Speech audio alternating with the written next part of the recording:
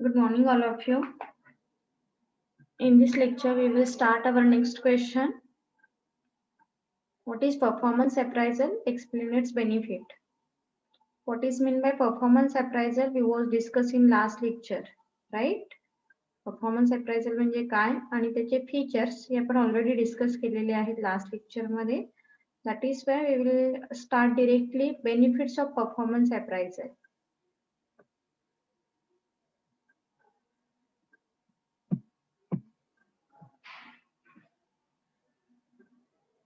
So performance appraisal is a method of evaluating the behavior and performance of employees in the workplace.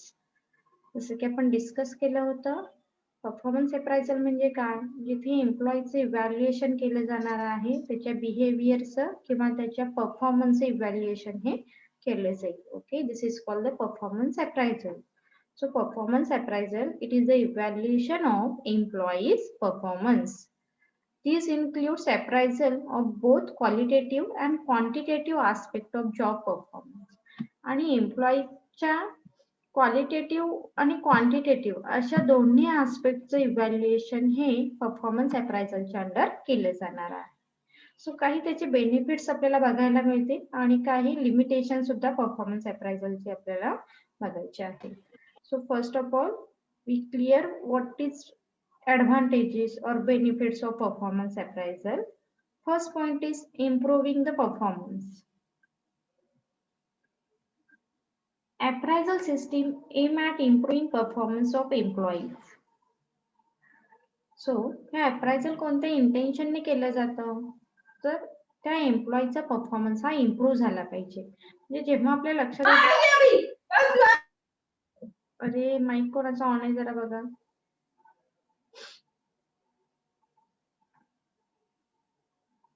So year एंडिंगला जर आपल्या परफॉर्मन्सचं जर evaluation होत असेल तर आपण वर्षभरामध्ये काही ना काहीतरी टास्क छान करायला हवा. ह्या एका इंटेन्शनने ऑब्विसली आपण काय करणार आहोत, आपला परफॉर्मन्स हा बेस्ट देणार आहोत. So appraisal system a at improving performance of employees. This can be used to chart their progress. आणि तुमच्याकडे एक प्रोग्रेस रिपोर्ट असतं ज्यामधून we can easily identify, we can easily take employees performance. Okay, एम्प्लॉईजने काय केलेलं आहे हे आपण काय करू शकतो, तिथे इंडिकेट करू शकतो, आयडेंटिफाय करू शकतो. So comparing performance appraisal from one benchmark period to another will provide both the company and the employees with measurable mark of the improvement. Any deficiency of employees can be detected and corrective measure can be taken. आणि वर्षभरामध्ये जेव्हा तुमचं हे evaluation केलं जातं तेव्हा आपल्या लक्षात येतं वी कॅन डू और वी कॅन डू, म्हणजे आपण काही केलेलं नाहीये, आपण करू शकत होतो पण आपण परफॉर्मन्सच दिलेले नाहीये. अशा बऱ्याच गोष्टी आपल्याला ह्या परफॉर्मन्स अप्रायझल मधून वी कॅन इझिली जज, वी कॅन इझिली आयडेंटिफाय. आणि अशा आयडेंटिफाय केल्यानंतर we can take a corrective measure. आणि जर आपण काही निगेटिव्ह परफॉर्मन्स आपला दिसत असेल तर मात्र आपण तिथे काय करू शकतो, तिथे मेजर हे घेऊ शकतो, करेक्टिव्ह ऍक्शन ह्या घेऊ शकतो. As the result, improve the employees performance in next time, right? So म्हणून याचा ऍडव्हान्टेजेस आपल्याला एम्प्लॉईच्या परफॉर्मन्स वरती बघायला मिळतो. Second point, motivation. Performance appraisal often serve as a motivational tools for employees. So as a tools of motivation असं सुद्धा आपण performance अप्रायझलला म्हणू शकतो. Because evaluating performance of through employees a person efficiency can be determined. The company may offer a bonus और other perk of the employees who are able to improve their performance for one period to the next. म्हणजे तुमचा जर performance best असेल, here organisation provide some reward, some incentive, some additional non-monetary activity to the employees as a part of motivation. So म्हणून आपण इथे ह्या performance अप्रायझलला एक मोटिवेशनचा tool सुद्धा म्हटलेला आहे. Third point is the compensation.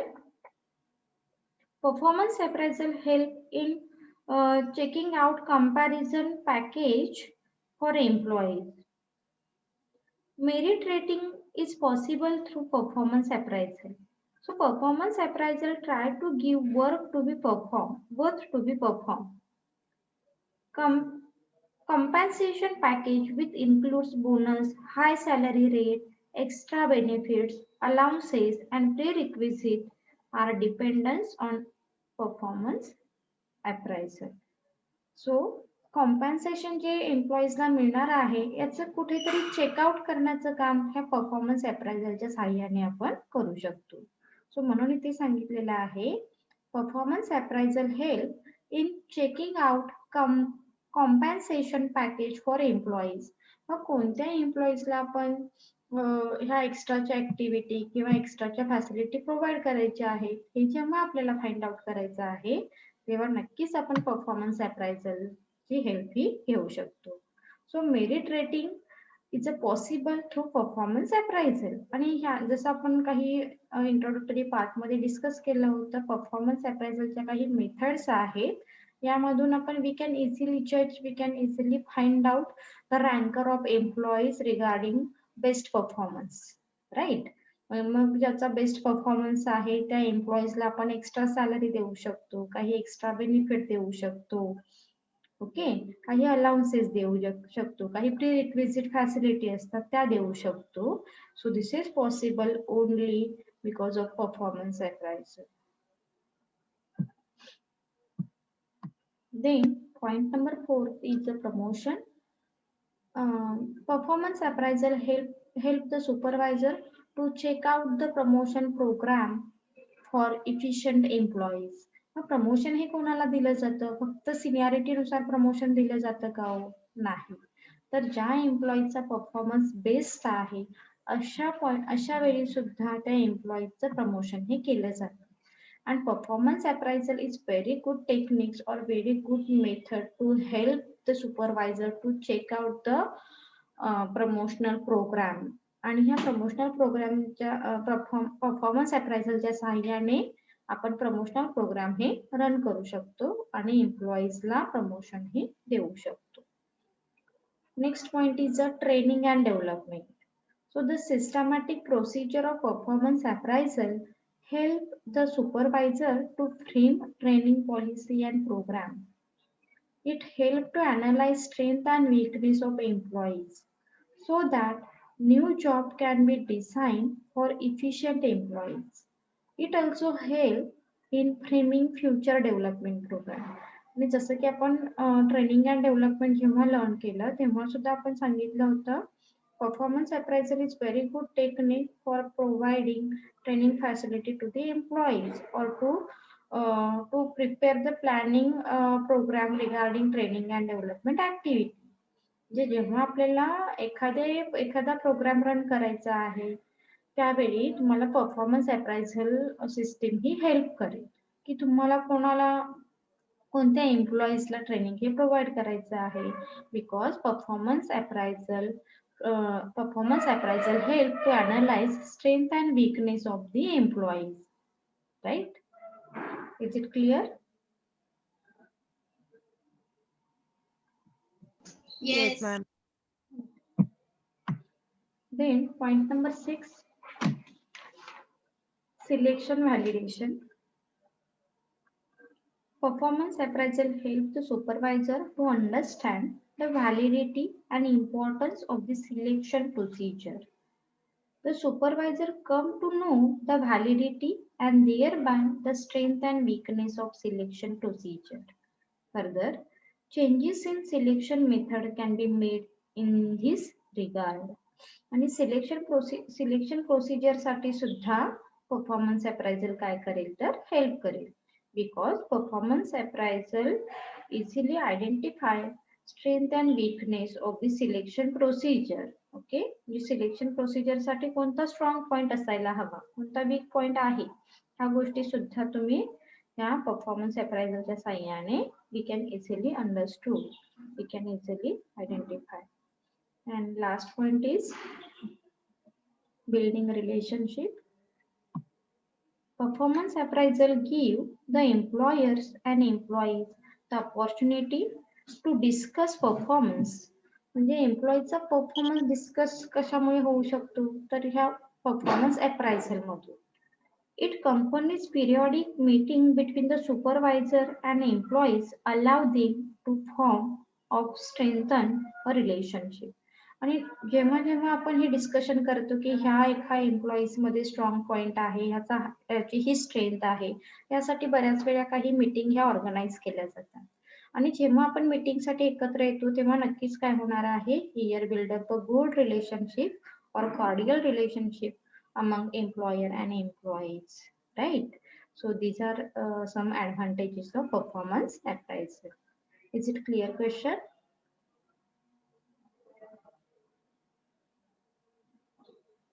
Yes, ma'am. Yes. So now we start our next question. Limitation of performance appraisal.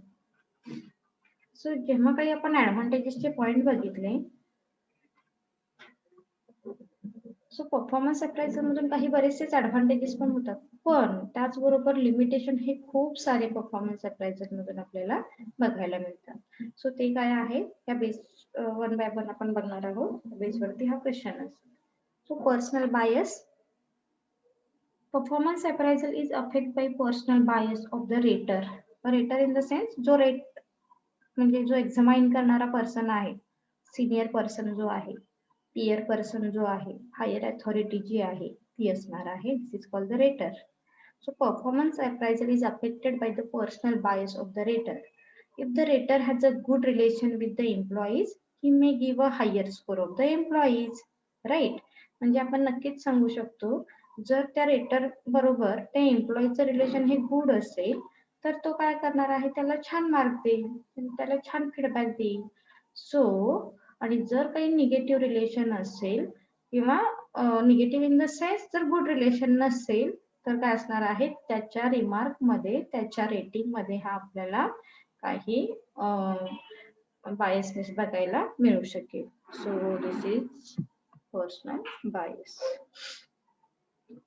So next is the halo effect. So halo effect means the halo effect occur when a rater rate an employees high on the basis of one positive characteristic. एक लक्षात ठेवा, hello effect, horn effect हे पुढे जे आपण point घेणार आहोत ना, हे एक पॉइंट सुद्धा हा ऑब्जेक्टिव्हला शॉर्ट नोटला विचारलेले आहेत. किंवा फक्त limitation of performance appraisal explain this point. Halo effect म्हणजे काय, हॉर्न इफेक्ट म्हणजे काय, असे पॉइंट विचारलेले आहेत.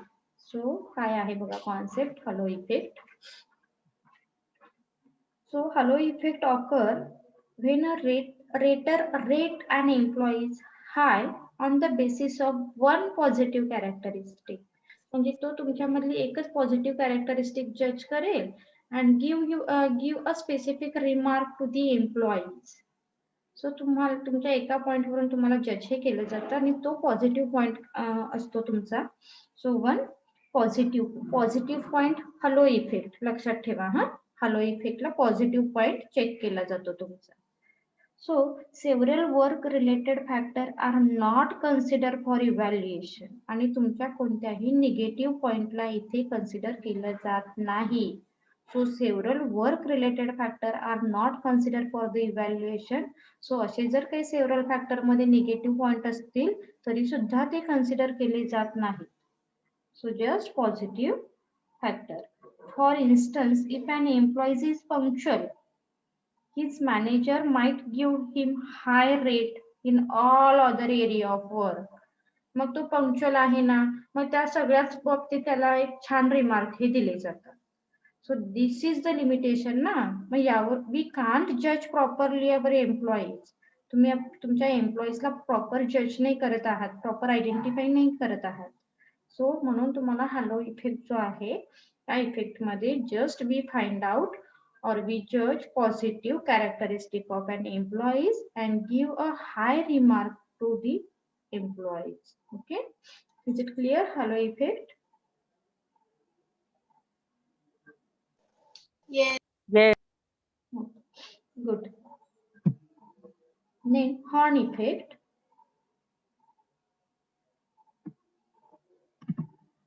Horn effect काय आहे बघा. Sometimes the rater may evaluate the employees on the basis of one negative quality.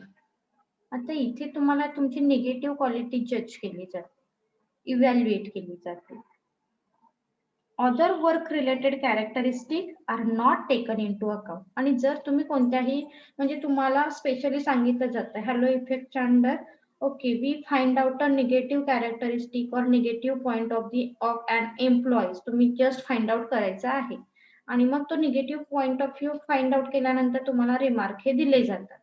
मग तुमच्यामध्ये कितीही बाकी पॉझिटिव्ह थिंक असल्या तरी सुद्धा रिमार्क हे काय असणार आहे.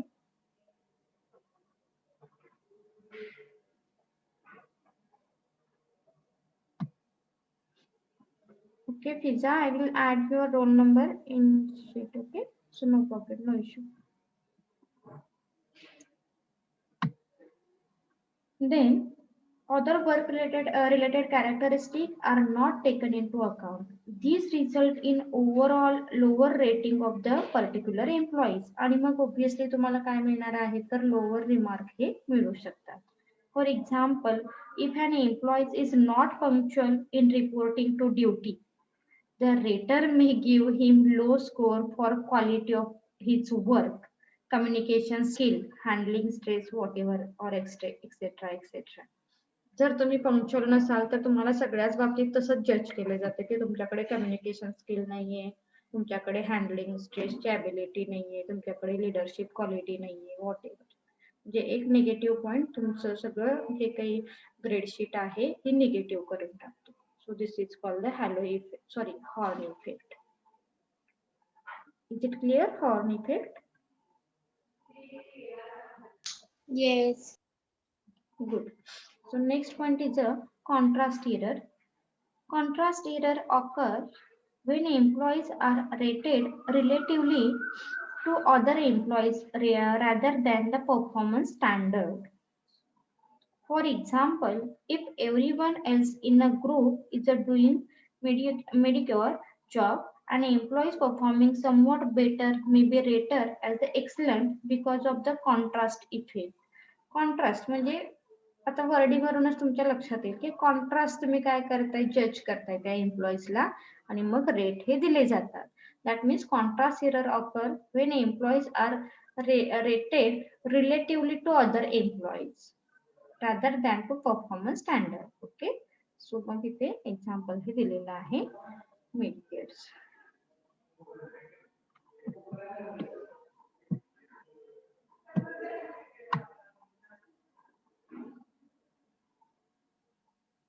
Then next point is the problem of leniency or strictness. Many raters are too lenient in their rating. High score may be given to all employees, even if they have no merit. Also, a reverse situation may take place where all employees are rated very strictly and very low score are given. Okay, म्हणजे it's like a depends on a rater. Okay, म्हणजे त्याचं strict नाही. बऱ्याच वेळी असं तुम्हाला पण काही एक्सपिरियन्स असतात बरे ह्या मॅडम कडून पेपर चेक होणार म्हणजे ते फार स्ट्रिक्ट चेक करतात, ह्या मॅडम बरोबर चेक करतात म्हणजे जेवढं मी लिहिलंय तेवढीच मार्क देतात, ह्या मॅडम थोडंसं लूज चेक करतात, अशी एक आपली हे असते बघा. सो जजमेंट जो आहे हा काय होऊ शकतो ह्या रेटरच्या स्ट्रिक्टनेस वरून लेनियन्सी वरून हा मिळू शकतो. लक्षात येतंय. So this is the limitation of performance appraisal. Is it clear? Yes. So next is the central tendency. Some rater follow central tendency approach. It means they give only middle range score to all individuals. म्हणजे आपण म्हणतो ना सगळ्या एम्प्लॉईजना एकाच range मध्ये आपण काय करूया रिमार्क देऊया. म्हणजे कोणालाही लो द्यायचा नाही आणि कोणालाही हाय मार्क द्यायचा नाही. So here we judge all employees in middle range. So extremely high or extremely low score are avoided.